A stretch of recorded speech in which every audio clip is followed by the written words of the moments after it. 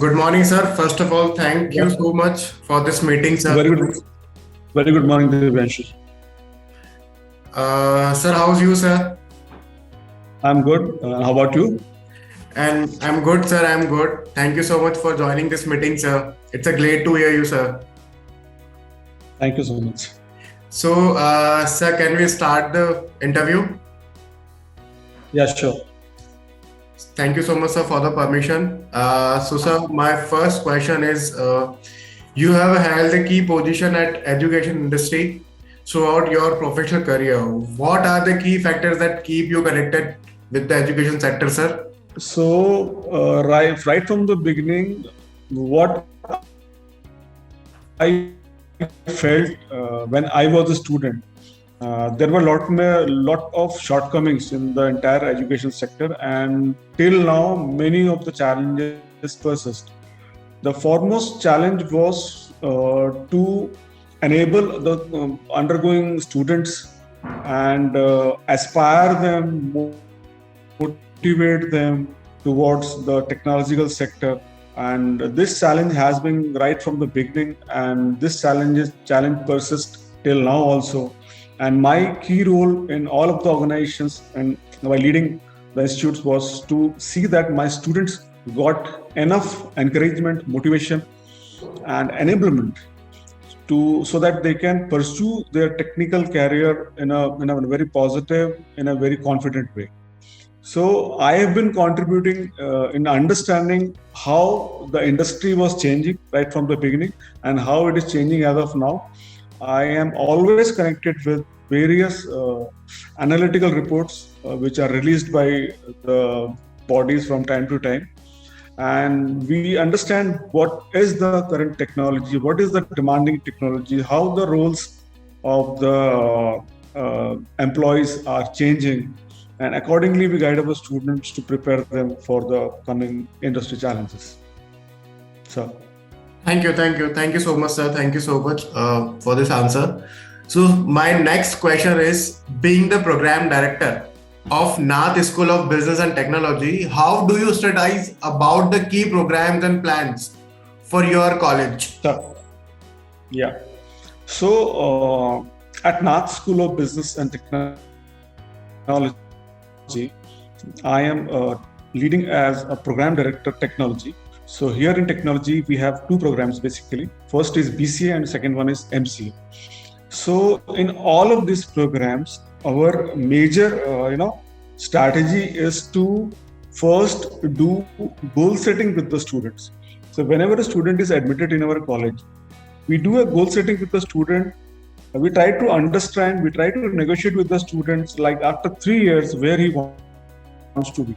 So we try to get the answer of goal setting in terms of what role he wished to play after 3 years, whether he wants to work as a programmer, software tester, developer, business development executive, or anything else. Second thing, we try to identify in which technologies he wants to work. So the technologies could be AI, big data, data analytics, data science, IoT, blockchain, like that, likewise. So then we try to identify that in which sector he wants to work. The sector could be like marketing, entertainment, finance, healthcare, agriculture. So using these informations, we set a goal for the students that this is where a student wants to be after 3 years. Now, what we do, looking at this goal, we decide the learning path of the student. So this is the major, USP that our school have, where we individually cater to the student, understanding his goals, and setting a learning path to achieve that goal across 3 years. And we use again power of planning to attain these goals. Like we first make a yearly plan, what a student has to achieve in a particular year, and then we decompose that yearly plans into monthly plans, and then we decompose this monthly plan into weekly plans. So every student for across 3 years, he has a weekly plan, like in which week what he has to achieve. Now this is just like taking baby steps towards reaching our goal. So we all understand that when we use power of planning and we take baby steps to reach our goal, it becomes much easier for us to achieve that goal. Now, apart from this, our courses that we teach here, they have a very strong industry connect. Like we have already done tie-up with Oracle, AWS, Microsoft, UiPath, EC Council, and Linux, Red Hat Linux. So with these tie-ups, our students get the source material, they get latest training from the best in class people from the industry. So that is how we keep our students very upright, and we provide kind of an ecosystem where a student learns by themselves. So we also promote a lot of self-learning activities through Coursera and other certifying organizations. So that is why we plan to take the students forward, and that is what I feel that it is key or the USP of NSBT, and that is how I wish to lead the Department of Technology at NSBT. Thank you, sir. Great, sir. Great. So my next question is, how does the curriculum of your college, Nath School of Business and Technology, ensure the best practice of industry? See, the heart of the institute is the curriculum, and the curriculum has been designed keeping in mind three aspects. First is technology, second is management, and third is entrepreneurship. So we all understand that any country or any you can say state or any place is known, or is, we call it a developed state or a developed country, by the number of entrepreneurship ventures or organizations that the country or region have. So we have identified this thing, and we have put an entrepreneurship mindset in our courses. So that is, we teach one or two courses that belongs to entrepreneurship domain in every semester, so that our students are developed as entrepreneurs. Second aspect would be that we also inculcate management capabilities in our student, that the student must know, because they are going to be techno managers of the future. So in that way, we also want that the student should be aware of all the management skills, or at least the basic management skills, so that the students are able to help themselves better. So this is how our institute's curriculum, which includes the aspects of entrepreneurship, management, and obviously technical aspects. Apart from this, we would say that we have introduced two specializations. Now, these two specializations have come from the analytics of the World Economic Forum report that we studied, and what was suggested in that report, that cloud computing and information security is going to be the two major demanding skills in the coming years. So that is why we have kept these two specializations in our course. Like we have specializations in cloud computing, we have specialization in information security. So I think these specializations would be helping the students a lot. Apart from this, a major change that we have done in our curriculum is that we have introduced project right from third semester. So the idea of bringing down project to third semester was because the student starts applying for internship after second year. So it helps the students if the students are having projects in their resume. So that is why we have brought the projects in right from the third semester. The student does the project in third semester, fourth semester, fifth semester, and sixth semester.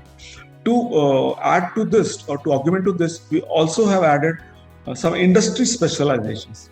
So that means the student would be exposed to one certifications in their choice of area, which would be very much equivalent to the industry certifications that are there in the market. And moreover, we have also added in our curriculum where a student can study any sector of his or her interest. For example, if the student is doing BCA or any technical course, and the student wants to pursue the agricultural domain, or the finance domain, or the entertainment domain, or the marketing domain, so he goes through at least one or two courses in these domains, so that he has the understanding of these domains. So then only he can apply technology or do automation in these domains. So that is the basic idea, how the way the curriculum is framed. So thank you. Great, sir. Great curriculum you have. Your college have great curriculum, sir, for the student and Thank you, sir. their development, sir. And my next question is, what are the benefits and career option after pursuing the different courses from your college in the future, sir? Right. So what I would be doing is I am in the process of profiling my students. Like there would be some group of students who would go for some, like say, problem solving kind of coding that would be applicable to fan group of companies like Facebook, Amazon, Google, Netflix. So these companies basically recruit the students on the basis of algorithmic skills, right? So there would be some specific students who would be trained for these skills. Now, the second, there would be some students who would be going for technological coding. So they would be coding in AI, data science, IoT, blockchain, or any technology like that. So this would be the next group who would be prepared for the various technology and technology oriented programming or technology oriented coding. The third would be a group of students who could be developed as testers or business development executives or digital marketers. So we keep in prime focus the interest of the student. We identify where the student is interested and we try to enable the student in that area. So that is how we have planned to develop our students and guide them accordingly. So Thank you, sir. Thank you for the answer. And my next question is, what kind of opportunity does your institute provide to the student to pursue their dreams? right. Right. So when we are done with this profiling, so I would be assigning industry mentors to each one of my students. So each one of my student would be going 1 year of mentorship with these mentors. Now, the possibility is if the mentor likes my students' work, in that case, the mentor can himself offer internship to the students. Side by side, we are associating with many companies or industries in Aurangabad, Pune, Mumbai, and Delhi NCR, where we are negotiating with the employers, where they are telling us that these are the skills that they require in our students, and we are trying to inculcate those skills, and we are trying to profile the students as per the skill requirements of the industry. So accordingly, the options would be provided, or the options for internships and jobs would be provided to the students. So, thank you, sir. Thank you, sir. Great answer. And my next question is, what are the some biggest challenges you see both of higher education in the journal and for the Nath School of Business and Technology? So, the challenges in education, right from the beginning, what I have observed is being relevant to the industry. The ecosystem of education and the ecosystem of the industry or the software industry does not allow it. It has always worked in isolation. That means industry is very scared to share their processes, their products, their outputs, and their development processes because of their own privacy requirements. And academicians, on the other hand, maybe they were also a little bit stubborn towards approaching the industries. But now I think both sides are coming together, they're gelling together, and they're trying to find out where they can work together. So I think this is the main challenge, because we are producing the students, or we are producing the output for the industries only. So if we are not gelling with them, if we are not connected with them, if we are not understanding their requirements, the whole process goes in vain. So I think this is a challenge, and this we are trying to address through our programs, our curriculum, our way of delivering this to the students. And I think this will help in general also, and for NSBT specifically also, to help the students get their dream jobs and positions in the market. Thank you, sir. Thank you, sir. Thank you. As I know, you are overcoming the challenges you are facing right now. What are you facing right now? Thank you so much, sir. My last question is, any suggestion you would like to give to the current youth and the aspiring students? Any suggestions?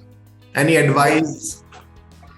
Yeah, the problem that I have noticed in the students is, first of all, it is very difficult for them to figure out what they want in life, or what they want in their career. Most of them are confused, and most of them just think that doing a degree will get a job. I think they have to come out from this mindset. They have to understand that they have to be problem solvers for someone who is going to pay them. The day they start thinking about this, that they have to be problem solvers to get money from somebody, they will start developing skills accordingly. I think the slight change in their mindset is required, and that will basically come through authenticity. When they are a bit authentic and they start thinking about their career and life in a more authentic way. So I think that can lead to the answers, that what they want and what they want to pursue, what makes them happy to work. I often give them examples like of Sachin Tendulkar specifically, and I say that, what do you think? Sachin enjoyed playing cricket, or it was very hard for him to practice daily and reach at the side? So they quickly understand that Sachin was enjoying. So that's what I say to them, that you have to enjoy doing your work, and then only you can reach to the top, so wherever you want to be. So that is how we take it forward. Thank you. Truly said, sir. As I know, skills can pay you, but degree cannot pay you anything, sir. Yeah. Absolutely right, sir. Absolutely right, sir. So, sir, thank you so much for your time. Thank you so much for this interview you have given to us. Thank you so much. Thank you. It's a pleasure to have you on this interview, sir. Thank you so much. Thank you, sir. Thank you for this opportunity. Thank you.